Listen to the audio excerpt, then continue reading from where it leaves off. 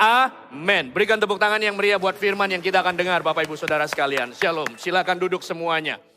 Tuhan memberkati Anda sepanjang minggu dengan seluruh kesibukan. Dan ada waktunya di mana anak-anak libur sekolah sehingga kita bisa manfaatkan waktu yang ada untuk menjadi berkualitas bagi kita dan anak-anak atau anak-anak dan orang tuanya. Sudah sibuk dengan sekolah, studi, ujian dan sebagainya, ada waktunya untuk refreshing dan Tuhan berkati kita. Ya. Dan Bapak Ibu Saudara sekalian senang bisa kembali menyapa dan berbagi kepada Anda kebenaran minggu ini. Dan sepanjang ibadah minggu ini Bapak Ibu Saudara sekalian tema besar yang saya bawa adalah menjadi tawanan roh. Oke, tema besarnya adalah menjadi tawanan roh.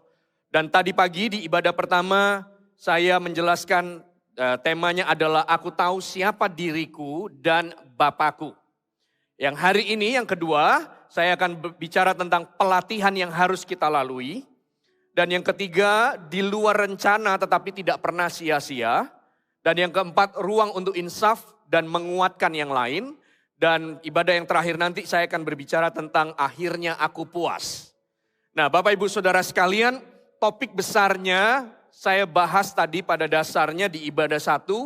Saya ambil dari Kisah Para Rasul pasal yang ke-20 ayat 17 sampai dengan ayat 38. Tapi ayat kuncinya ada pada ayat yang ke-22 sampai dengan 24. Boleh dikeluarkan di layar. Firman Tuhan berkata begini, tetapi sekarang sebagai tawanan roh, aku pergi ke Yerusalem dan aku tidak tahu apa yang akan terjadi atas diriku di situ. Ayat 23, selain daripada yang dinyatakan Roh Kudus dari kota ke kota kepadaku bahwa penjara dan sengsara menunggu aku. Ayat 24, tapi aku tidak menghiraukan nyawaku sedikit pun asal saja aku dapat mencapai garis akhir dan menyelesaikan pelayanan yang ditugaskan oleh Tuhan Yesus kepadaku untuk memberi kesaksian tentang Injil kasih karunia Allah. Jadi dari ayat ini Paulus perpisahan dengan jemaat di Efesus, lalu dia berkata, aku ini sekarang tawanan roh. Aku pergi ke Yerusalem. Dia meninggalkan Efesus, lalu harus pergi ke Yerusalem. Tadi saya jelaskan bukan karena dia harus diusir dari Efesus atau dianiaya di Efesus, tapi dia tahu bahwa dia sudah selesai di Efesus dan dia harus pergi ke Yerusalem. Dan sementara di Yerusalem bukanlah sebuah tempat yang menjanjikan kecuali apa yang dinyatakan Roh Kudus dari kota ke kota yaitu penjara dan sengsara menunggu aku. Tapi dia tetap pergi. Oleh karena itu dia berkata, aku ini tawanan roh. Kalau dibilang suruh menetap tentu akan menyenangkan untuk ada di Efesus karena pelayanan siang dan malam yang dibangun oleh Paulus dan juga hubungan yang sudah terbangun sehingga waktu dia pergi Efesus menangisi Paulus dan mereka berpisah di dalam ayat yang ke-31. Nah, menarik di sini karena Paulus berkata aku menjadi tawanan roh. Saya jelaskan bahwa tawanan di sini bukanlah artinya hidup kita dibelenggu. Karena di mana ada roh Allah di situ ada kemerdekaan. Ketika Yesus datang maka dia membebaskan, dia memerdekakan.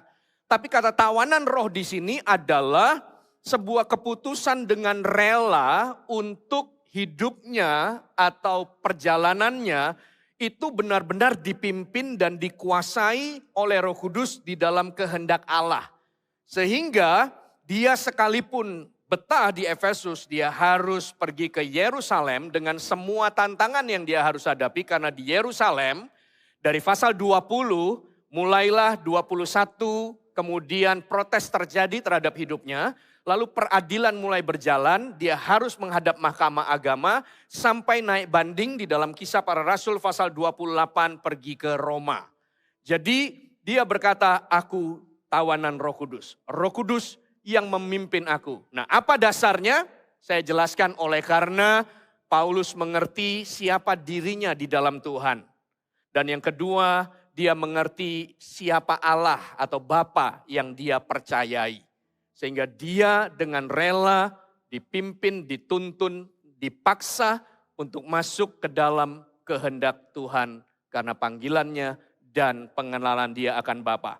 Nah, lalu yang menarik poin berikutnya di dalam ayat yang ke-24, Paulus berkata, tapi aku tidak menghiraukan nyawaku sedikit pun. Asal saja aku dapat mencapai garis akhir dan menyelesaikan pelayanan yang ditugaskan oleh Tuhan Yesus. Ujung dari kehidupanku adalah bukan seberapa panjang aku hidup. Semua kita berdoa dan mengharapkan panjang umur. Bonus dari Tuhan. Tapi yang kita harus renungkan adalah apakah kita menyelesaikan rencana Tuhan atau panggilan Tuhan dalam hidup ini. Sehingga Paulus menulis di dalam 2 Timotius pasal yang keempat ayat yang ke-6 sampai dengan ayat yang ke-8. Ayat ini terkenal sekali.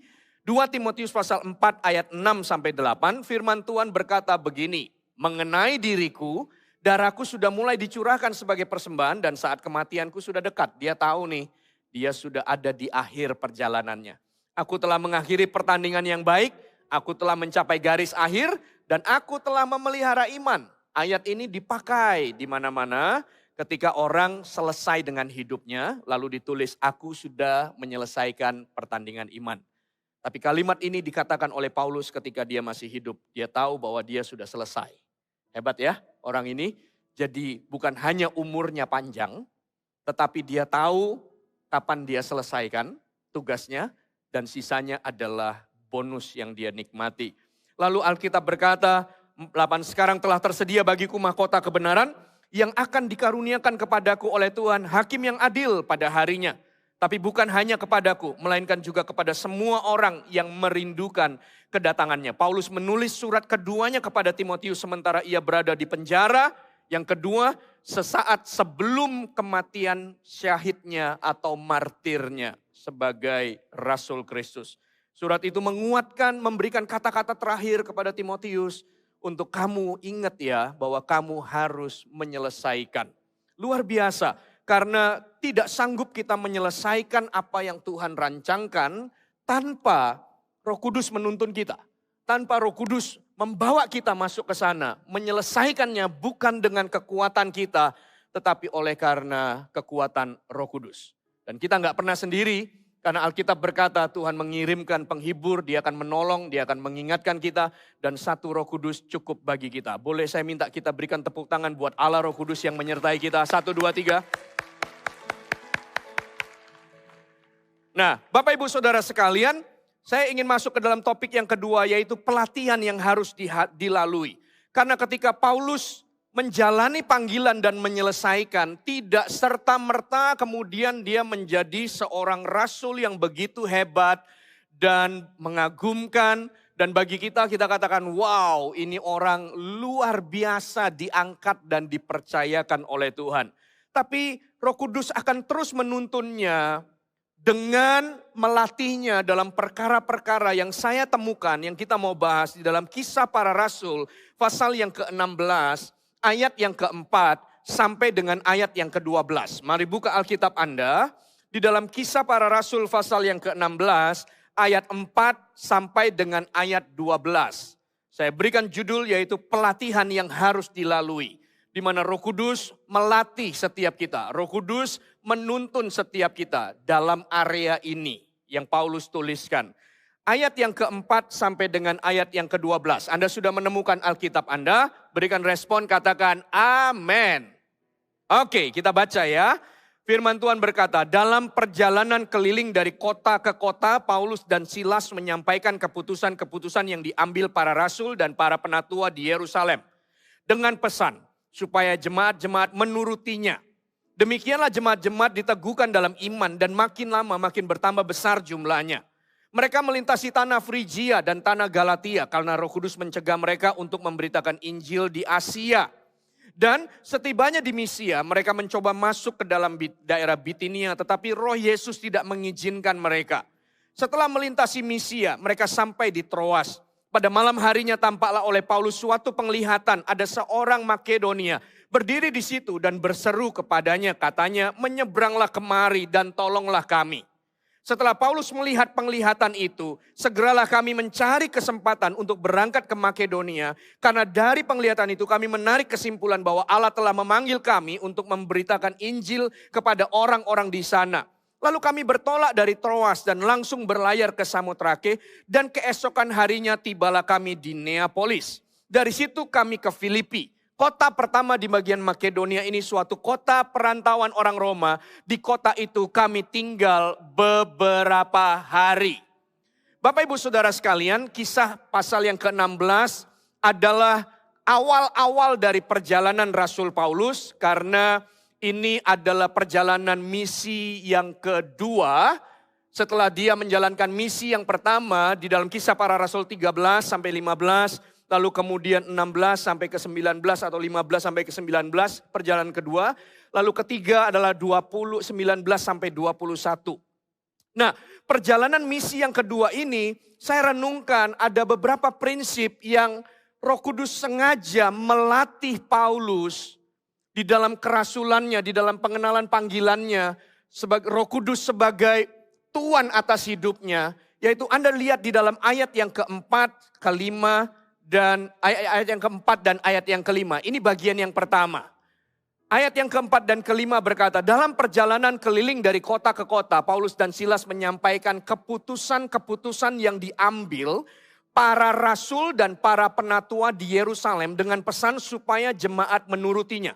Demikian jemaat-jemaat diteguhkan dalam iman dan makin lama makin bertambah besar jumlahnya. Ternyata Bapak Ibu Saudara sekalian, Paulus tidak serta-merta menjadi seorang rasul yang besar. Tetapi kalau kita renungkan dalam prosesnya, catat poin yang pertama, pelatihan yang pertama selalu dimulai dari melatihmu untuk setia dalam perkara kecil. Ingat bagaimana Paulus dipanggil sama Tuhan lewat cahaya, kemudian akhirnya Tuhan menyatakan rencananya untuk pemakaian diri Paulus menjadi rasul untuk membawakan Injil kepada orang-orang yang bukan Yahudi. Lebih jauh lagi dan lebih jauh. Tapi setelah dia berjumpa dengan kebenaran, Alkitab mencatat dia menggabungkan diri kepada murid-murid. Lalu dia bertumbuh di dalam persekutuan dengan orang-orang percaya hari itu. Dia mulai memberitakan Injil, dia mulai bersaksi, dia menceritakan tentang bagaimana dia menganiaya orang Kristen, tetapi justru Tuhan menemuinya dan membebaskan dan memanggilnya menjadi anaknya. Lalu gak berhenti sampai di situ. Di dalam kisah para rasul pasal yang ke-13, kemudian dari pasal 9, 10, 11. Lalu pasal yang ke-13, Roh Kudus menyatakan kepada jemaat di situ, khususkan Barnabas dan Saulus untuk maksud yang Tuhan telah tentukan. Sehingga dari situ kemudian dia mulai membangun pelayanannya dan di dalam kisah para rasul pasal yang ke-16, bagian yang pertama tadi, ayat yang keempat, ternyata Paulus harus pergi membawa keputusan rasul-rasul atau sidang rasuli yang ada di Yerusalem ke pemimpinan Kristen pada waktu itu. Karena rasul-rasul memutuskan berdiskusi tentang perkembangan, lalu nilai, lalu ajaran yang harus dibagikan. Kemudian Paulus ditunjuk untuk pergi menyampaikan. Dia harus menyelesaikan tugas yang diberikan kepadanya dan mempertanggungjawabkannya kepada Dewan Rasuli yang ada di Yerusalem. Karena disitulah pusatnya. Saya melihat bagaimana Paulus bertumbuh dari apa yang Tuhan sudah mulai, kemudian kepercayaan yang dia diberikan dan dikerjakan dengan sungguh-sungguh. Makanya Alkitab berkata dia keliling dari kota ke kota, Paulus dan Silas menyampaikan keputusan-keputusan yang diambil para rasul dan para penatua di Yerusalem dengan pesan supaya jemaat-jemaat menurutinya. Bapak Ibu Saudara sekalian, ketika kita semua dipakai sama Tuhan, kita selalu harus dilatih untuk melakukan dan setia kepada perkara-perkara yang kecil. Karena dari perkara-perkara yang kecil melatih kita untuk fokus bukan kepada besar atau kecilnya, tetapi fokus kepada siapa yang memberikan kepercayaan itu. Sehingga kalau orang-orang rindu langsung ingin perkara yang besar, pertanyaannya kenapa kamu tidak mau mengerjakan perkara yang kecil? Karena orang-orang yang mengerjakan perkara besar dan langsung ingin besar, seolah-olah di dalam dirinya ada sebuah set standar yang begitu tinggi, sehingga bagi dia yang ini terlalu rendah untuk dikerjakan, dan yang ini cukup tinggi, dan yang ini menurutku layak aku kerjakan.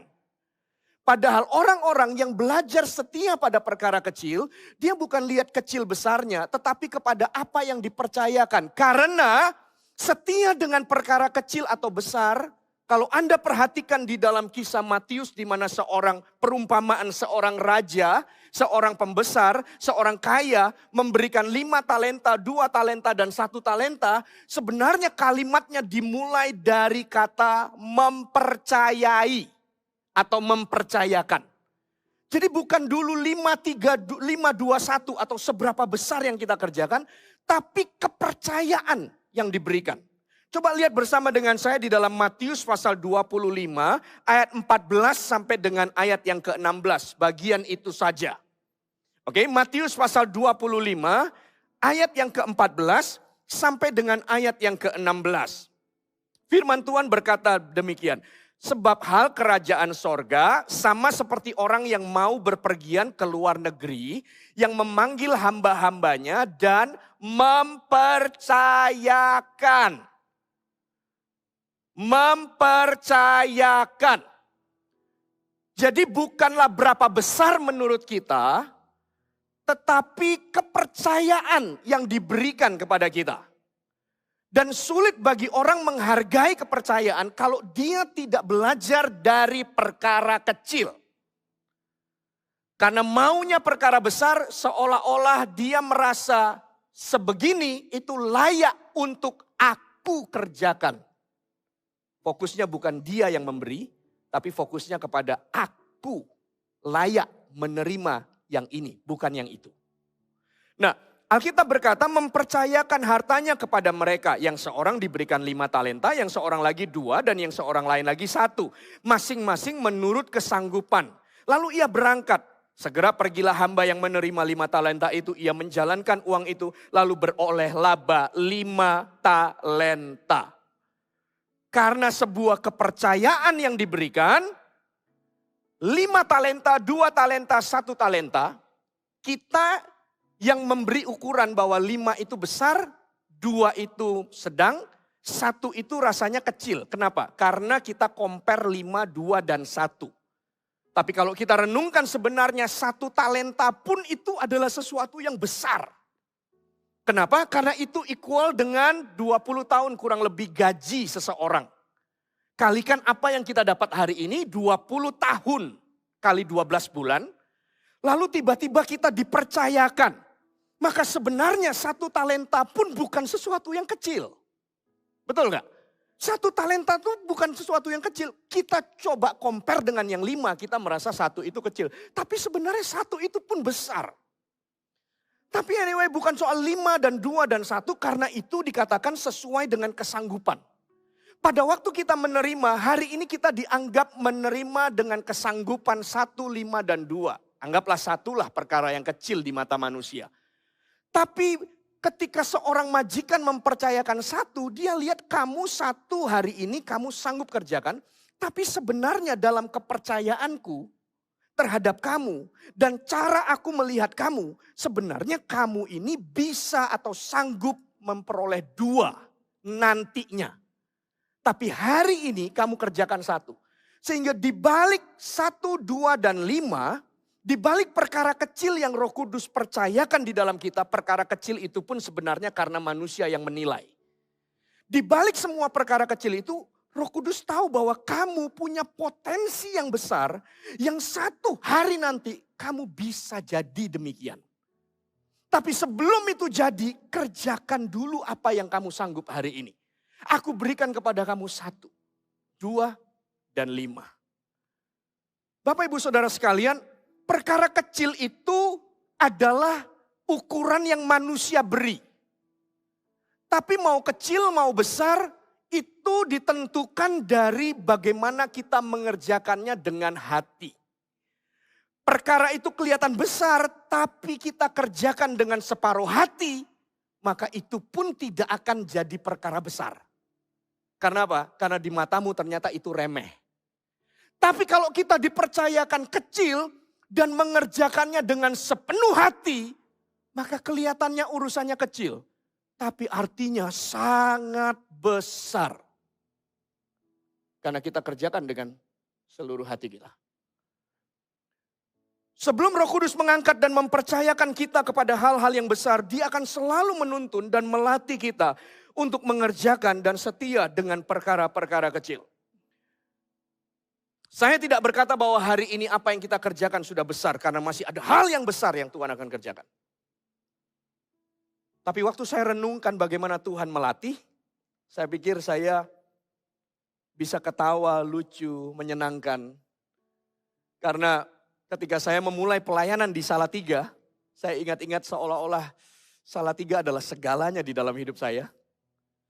Dan saya tidak terpikir untuk keluar dari Salatiga, sehingga semua yang lulus kuliah di Salatiga, kita kasihkan visi untuk tetap di sini, tinggal di sini, kerja di sini. Kalau gitu, kalau perlu bangun keluarga di sini. Waktu saya renungkan gitu, iya ya. Waktu Tuhan percayakan kita hal yang demikian, kerjakan dengan sepenuh hati. Dan saya tidak pernah berpikir waktu itu terbuka kesempatan untuk pergi ke Sumatera. Sampai satu waktu Pastor Philip panggil dan tanya, Moro, mau gak kamu pergi ke Sumatera? Kita mau merintis di Medan. Saya bilang, kenapa kok saya yang dipilih?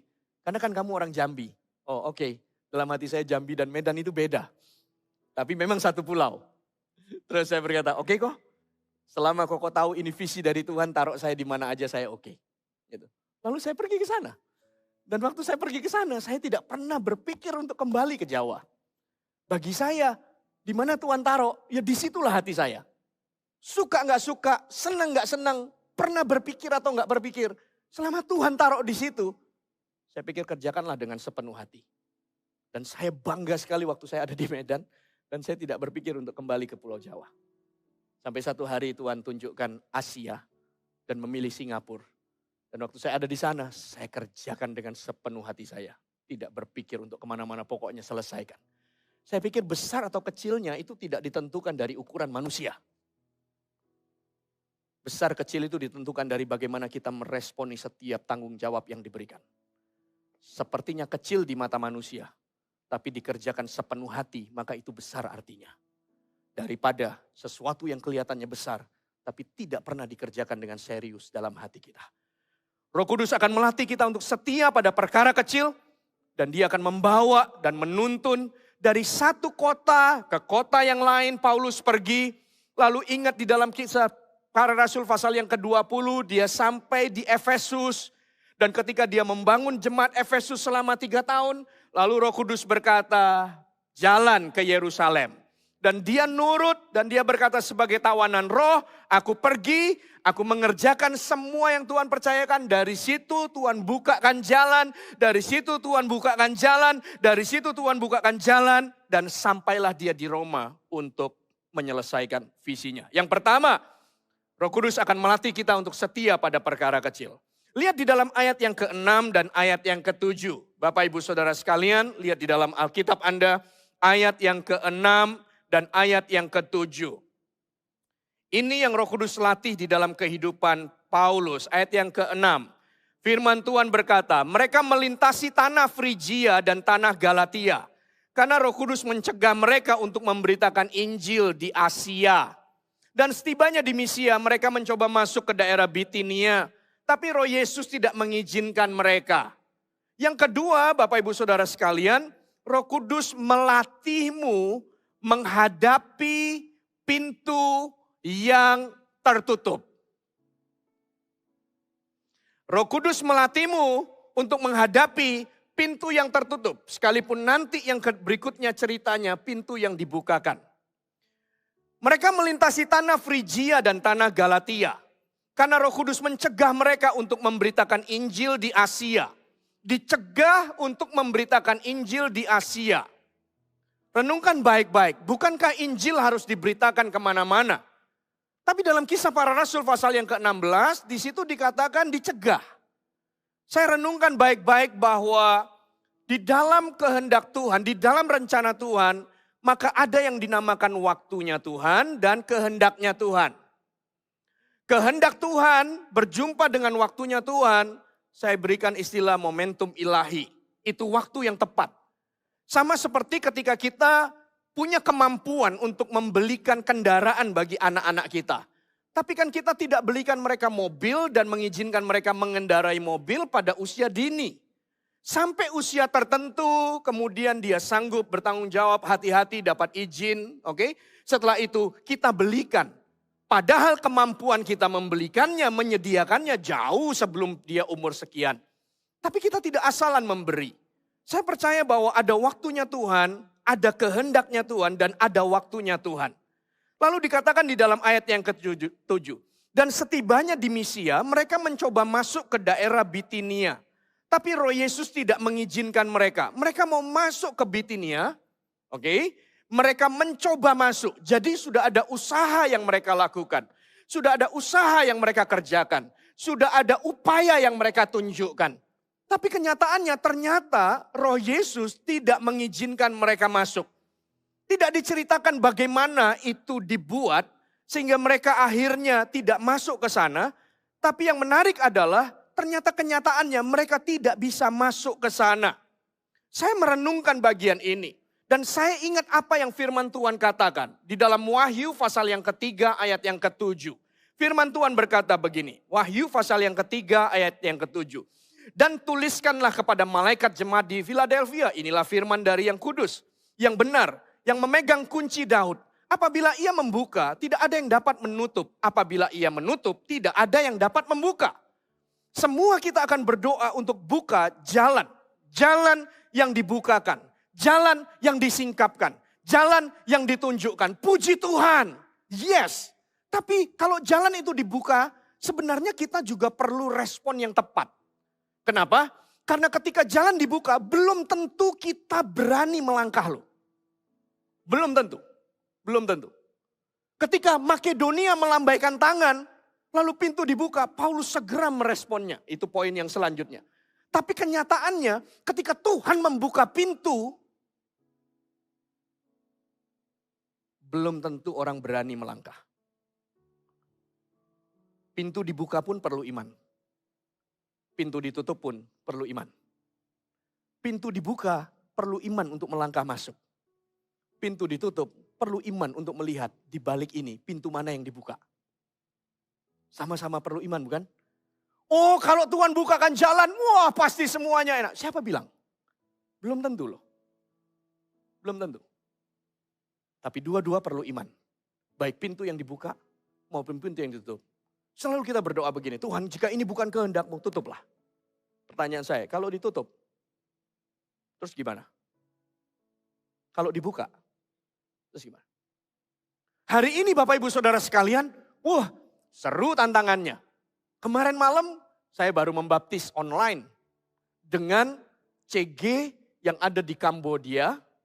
Lalu jiwa yang dibaptis ini ada di Traitum, 2 jam dari Phnom Penh.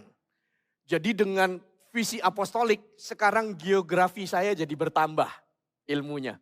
Lihat negara ini, kota ini sampai kebalik-balik. Ini di mana, CG kita di mana, daerah mana gitu ya. Kemarin malam baru, kasih tepuk tangan buat Tuhan kita dong, haleluya. Yes! Kemarin malam sebelum istirahat, video call, WhatsApp call dengan Andrew. Karena kemarin baru pertama kali mengadakan CG onsite di Seoul, Korea Selatan.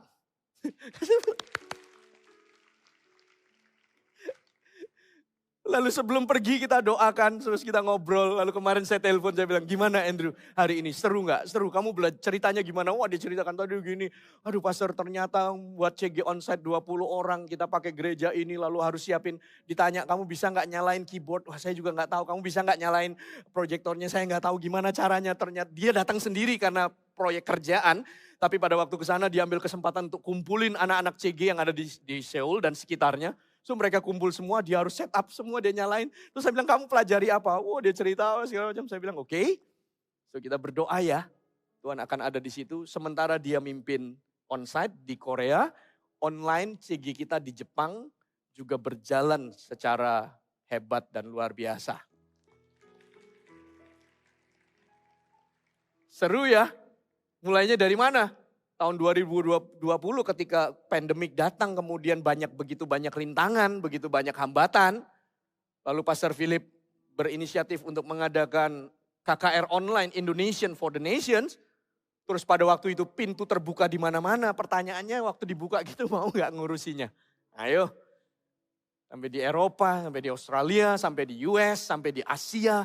Kemana-mana tersebar-sebar itu semuanya. Mau nggak ngurusinya?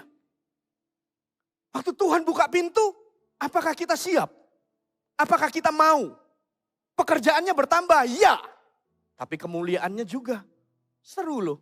Kemarin duduk di sini, kemudian nyalain pakai teknologi untuk tuntun baptisan di Kambodia, untuk melihat dan mendengar CG kita di Korea, lalu wah di mana-mana.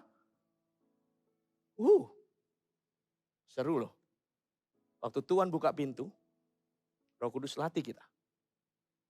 Tapi waktu seolah-olah pintu ditutup, kecewa? Sedih? Lebih dari itu adalah bagaimana iman kita melihatnya. Ketika ditutup mungkin Tuhan berkata bahwa ini bukan waktu yang tepat. Waktu ditutup bisa jadi Tuhan meluputkan. Waktu pintu ditutup bisa jadi Tuhan berkata bahwa ada rencana lain lebih dari apa yang kamu pikirkan. Lebih dari apa yang kamu rancang. Lebih dari apa yang kamu siapkan. Waktu pintu ditutup, ada pintu yang lain yang dibuka. Ada pintu yang ditutup, ada kesempatan lain yang dibuka. Dan waktu itu ditutup bukanlah akhir dari segalanya. Karena Tuhan yang berdaulat. Roh Kudus menuntun Paulus untuk meninggalkan Efesus dan pergi ke Yerusalem dengan sebuah rencana Tuhan, karena di Yerusalem dia harus menghadapi sidang supaya dia bisa sampai ke Roma. Di luar apa yang dipikirkan. Tapi baik pintu yang dibuka atau pintu yang ditutup, perlu iman untuk menghadapinya. Perlu iman untuk menghadapinya. Yang pasti adalah waktu pintu dibuka, kita harus melangkah. Sekalipun tidak semua berani. Pada waktu pintu ditutup, jangan kecewa dan trauma. Saya ulangi. Ketika pintu dibuka, tidak semua berani kok melangkah. Karena pada dasarnya semua kita mau hati-hati. Tapi waktu pintu dibuka, semua perlu keberanian dan iman untuk melangkah.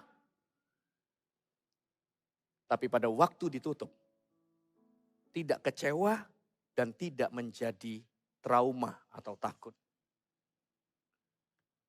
Bapak Ibu Saudara sekalian, Roh Kudus melatih mereka. Sehingga bagi Paulus menemukan apa artinya dibuka. Dan Paulus menemukan apa artinya ketika menghadapi situasi seolah-olah pintu ditutup. Dalam segala perkara, aku tanggung. Dalam segala perkara aku tahu bahwa Allah turut bekerja untuk mendatangkan kebaikan bagi semua orang yang mengasihinya. Berikan tepuk tangan buat Tuhan kita. 1, 2, 3, come on. Nah, lihat ayat selanjutnya Bapak Ibu Saudara sekalian. Oke, lihat ayat selanjutnya. Yang ketiga, saya tulis di sini adalah Roh Kudus akan terus melatih kita untuk berjalan dalam iman. Lihat ayat yang ke-9 sampai dengan ayat yang ke-10. Firman Tuhan berkata gini, pada malam harinya tampaklah oleh Paulus suatu penglihatan, ada seorang Makedonia berdiri di situ dan berseru kepadanya, katanya, menyeberanglah kemari dan tolonglah kami. Ayat yang ke-10. Setelah Paulus melihat penglihatan itu, segeralah kami mencari kesempatan untuk berangkat ke Makedonia. Karena dari penglihatan itu kami menarik kesimpulan, dikatakan bahwa Allah telah memanggil kami untuk memberitakan Injil kepada orang-orang di sana. Menarik sekali Bapak Ibu Saudara sekalian. Anda lihat ayat yang ke-9. Ternyata Tuhan itu tetap berbicara. Tuhan itu tetap menuntun. Tuhan itu tetap menyampaikan firman-Nya. Kalau Anda perhatikan nanti di dalam perjalanan kapal karam dan hancur yang Paulus hadapi. Oke. Di situ juga malaikat Tuhan muncul di dalam mimpi dan memberitahu kepadanya bahwa kamu akan berhadapan dengan kaisar. Sekalipun kondisinya badai menerpa. Tapi yang menarik adalah Tuhan itu terus berbicara. Tuhan itu terus menuntun. Tuhan itu. Jadi kalau pintu dibuka, dia akan berbicara menuntun kita. Kalau pintu ditutup, dia tetap berbicara. Tapi kalau kita trauma dan kita ketakutan, maka sulit bagi kita untuk melihat dan mendengar apa yang menjadi tuntunannya. Sekalipun pintu dibuka, kita pun gak berani melangkah ke sana karena terus ngapain ya? Wah, nanti kalau ambil ini berat loh tanggung jawabnya. Tugas kita bertambah loh. Nanti tantangannya gak maju-maju gitu. Lalu dari belakang ini Roh Kudus bilang, ayo melangkah. Nanti aku akan tuntun. Kamu keluarkan bangsa Israel ke sana. Nanti kalau dia keras hati, aku keraskan hatinya. Aku buat tulah yang pertama buat dia. Biarkan kamu tahu dan bangsa Israel. Kamu harus pergi ke situ. Karena kalau pintu dibuka pun tetap perlu iman dan keberanian. Sebaliknya, ternyata waktu mereka ditutup, Tuhan tetap bicara. Tuhan tetap menyampaikan dalam sebuah penglihatan. Makedonia melambaikan tangan. Lalu ayat yang ke-10 dikatakan begitu. Setelah Paulus melihat penglihatan itu, segeralah kami mencari kesempatan untuk berangkat ke Makedonia. Saya pikir ini orang hebat karena hatinya tidak menjadi tawar. Karena seperti yang saya singgung waktu lalu, kalau hatinya tawar maka dia pasti akan bertanya, ini garansinya apa? Kalau aku ke sana nanti ditutup lagi, kalau aku di sana, wah pasti akan banyak pertimbangannya. Tapi Tuhan itu melatih dia untuk tetap berjalan dan percaya. Melangkah dengan iman, tanpa harus mengetahui, tanpa harus melihat. Tidak didasarkan atas trauma dan ketakutan. Tapi dengan iman yang sama. Dia melatih kita setia dalam perkara kecil. Dia melatih kita menghadapi pintu yang terbuka dan pintu yang ditutup. Dan dia melatih kita untuk mengerjakan semuanya dengan iman. Ayat 10. Dan setelah Paulus melihat penglihatan itu, segeralah kami mencari kesempatan untuk berangkat ke Makedonia. Karena dari penglihatan itu kami menarik kesimpulan bahwa Allah telah memanggil kami untuk memberitakan Injil kepada orang-orang di sana. Kami buat kesimpulan. Kami harus ke sana. Tapi yang kemarin ditutup. Terus kamu harus ke sana. Ya, kalau itu ditutup, bukan berarti Tuhan tidak bicara untuk ke sana. Kalau itu ditutup, Tuhan tidak akan biarkan aku berdiri di depan pintu dan berhenti di situ. Karena dia pasti akan ngomong ke direction, ke arah yang mana yang langkah kakimu harus pergi. Jadi tidak boleh berhenti karena takut, karena trauma. Kemudian akhirnya nggak kemana-mana. Oke, kenyataan. Terus Tuhan gimana? Kan Tuhan akan terus berbicara. Tuhan akan terus menuntun. Tuhan akan terus mengarahkan langkah kita. Dari hati yang tepat, Tuhan melangkahkan kaki kita dengan iman untuk melihat ke sini. Lihat ke sini. Jalan ke sini. Wow. Wow. Dan Tuhan tumbuhkan dengan buah-buah ketaatan. Kemana Paulus pergi, kota-kota yang dikunjungi, selalu menghasilkan buah. Selalu menghasilkan buah. Selalu. Efesus yang kita baca. Paulus pergi ke sana, ketemu dengan 12 murid, lalu berdoa untuk mereka kepenuhan dengan Roh Kudus. Lalu sebelum dia pergi dan tinggalkan Efesus, Paulus berkata, datang ke sini para penatua jemaat Efesus. Ternyata ditumbuhkan sama Paulus jadi penatua-penatua dan jadi gereja di situ. Dan ketemu dengan Paulus di dalam perpisahannya. Kemana? Karena dia harus pergi ke Yerusalem. So, luar biasa orang ini. Makanya saya tertarik sekali seperti doa yang Paulus sampaikan. Pernyataan yang Paulus katakan. Bahwa aku ini adalah tawanan Roh Kudus. Silakan Roh Kudus latih aku. Silakan Roh Kudus bentuk aku. Silakan Roh Kudus bawa. Karena aku tidak menghiraukan nyawaku. Yang penting adalah aku menyelesaikan tugas. Panggilanku selesai. Visi digenapi. Rencana Tuhan selesai. Dan puaslah dengan kehidupan kita. Firman Tuhan sudah selesai. Berikan tepuk tangan buat firman Tuhan. Saya undang kita semua bangkit berdiri bersama-sama. Mari bangkit berdiri bersama-sama. Haleluya.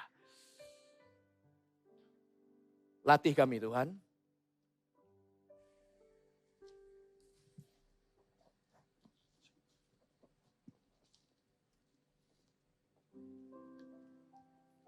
Pada waktu Paulus pergi ke Makedonia, Paulus menginjakkan kakinya di Filipi. Menarik karena di situ juga dikatakan bahwa ada Lydia yang Tuhan sentuh hatinya. Saya tahu setiap kali kita melangkah dengan iman, Roh Kudus itu kan bukan hanya bekerja di dalam kita, hanya kepada kita. Tapi kan Roh Kudus juga bekerja di dalam hidup yang lain. Sehingga ketika kita melangkah dengan iman, tidak kelihatan, tidak ada kepastian, seolah-olah tidak ada dasar. Tapi kita berani melangkah ke situ. Justru itu menjadi kunci juga untuk melihat kemuliaan Tuhan yang lebih besar dinyatakan. Karena lebih dari apa yang kita bisa pikirkan. Setuju? Mari kita belajar. Untuk sama-sama berkata, Roh Kudus, tawan aku. Biar aku ini jadi tawananmu dan latihlah hidupku. Untuk setia dalam perkara kecil. Untuk menghadapi pintu yang dibuka atau yang ditutup. Dan untuk melangkah di dalam iman. Mari sama-sama kita nyanyikan lagu. Worship leader pimpin kita sama-sama.